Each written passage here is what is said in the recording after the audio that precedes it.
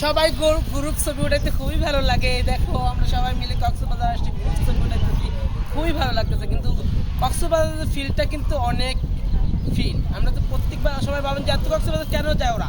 আমার কক্সবাজার খুব ভালো লাগে, সমুদ্র সৈকত খুবই পছন্দ আমার, তাই আমরা প্রত্যেকবার ব্লগ করতে আমরা চলে আসি কক্সবাজার। আজকে কিন্তু আজকে মুভমেন্টটা হচ্ছে শুধু একটাই অপশন ছিল যে রবীন্দ্র বার্থডে উপলক্ষে আমরা সবাই আসছি কক্সবাজার ঘোরার জন্য। সবাই আমাদের সাপোর্ট দেবেন, যদি আমাদের কাছে আপনাদের কাছে ভালো লেগে থাকে অবশ্যই আমাদের পাশে থাকবেন।